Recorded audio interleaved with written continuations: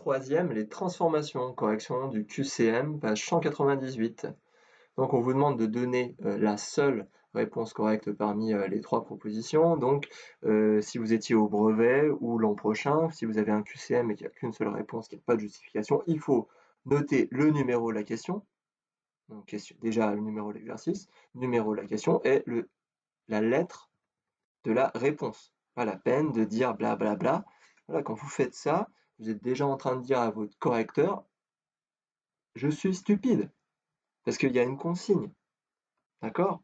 Donc, bien sûr, vous donnez la réponse, mais c'est pas ce qui est demandé. On vous demande le numéro de la réponse ou la lettre qui correspond à la réponse. Donc, faites attention à ça. C'est très important, même si ça revient au même. D'accord? Donc, regardons la première question. Transformer une figure par symétrie, translation ou rotation. On vous dit pour passer de la figure bleue, ici, à la figure rose, là, à la figure verte, enfin, eh bien, il y a plusieurs transformations successives. Quelles sont-elles? Donc, si on regarde mes trois réponses, c'est toujours translation, translation, translation. En premier, et la symétrie centrale, symétrie axiale, puis rotation. D'accord? Donc, il semblerait bien qu'on ait affaire à une translation, effectivement. Pour passer de la bleue à la rose, je me suis décalé de 4 carreaux vers la droite, 2 carreaux vers le haut, donc ça n'a pas de problème. Et après, est-ce que c'est une symétrie centrale, axiale, centrale, ou une rotation? Donc, si on regarde de plus près, on voit bien qu'on a affaire à une symétrie axiale, d'accord? Et pas à une rotation ni à une symétrie centrale. Donc, la bonne réponse, c'est la A. Donc, je note 1, réponse A. Question 2. Transformer une figure par homothétie.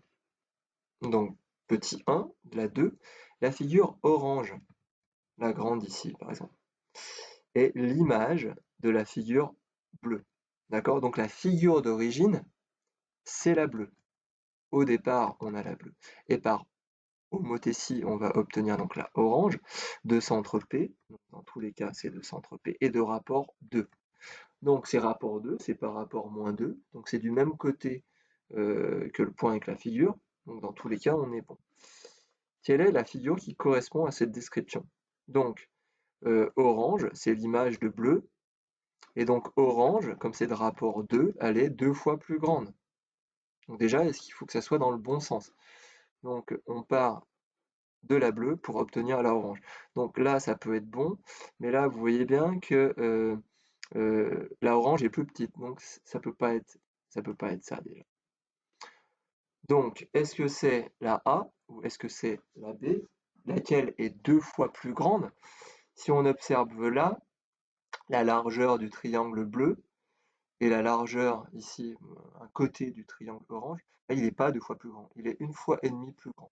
Donc celui qui est bon, ça devrait être celui-là. Là, vous voyez, là, j'ai un carreau pour le côté qui est ici, et là, j'ai 2 carreaux. Donc la bonne réponse, c'est la réponse C.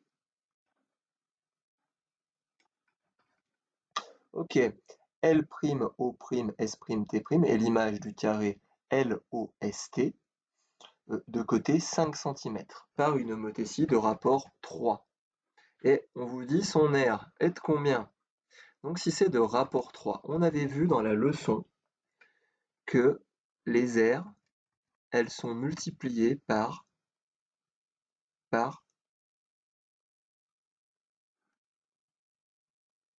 le rapport au carré.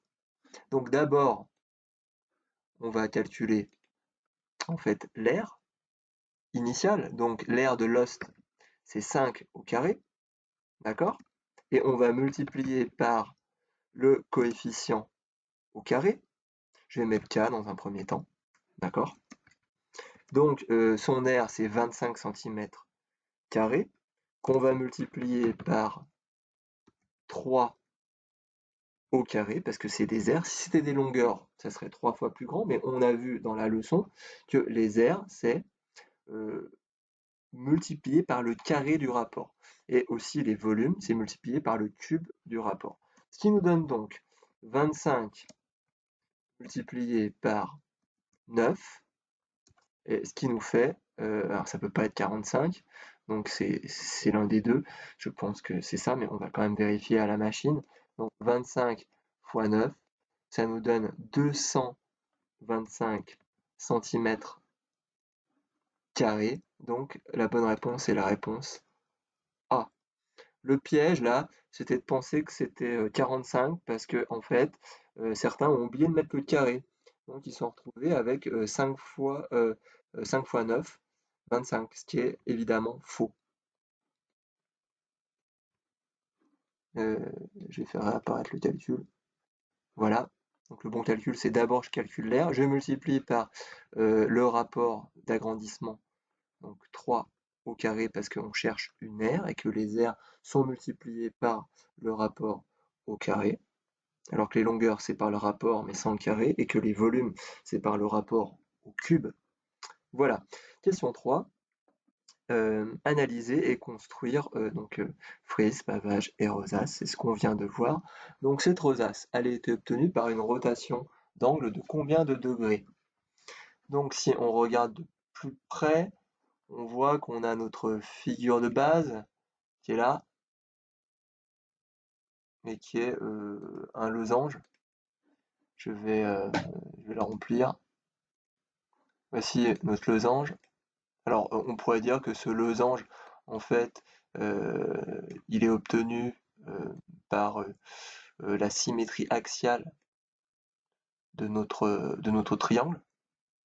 En tout cas, combien il y a de losanges pour constituer notre figure? Il y en a 1, 2, 3, 4, 5, 6.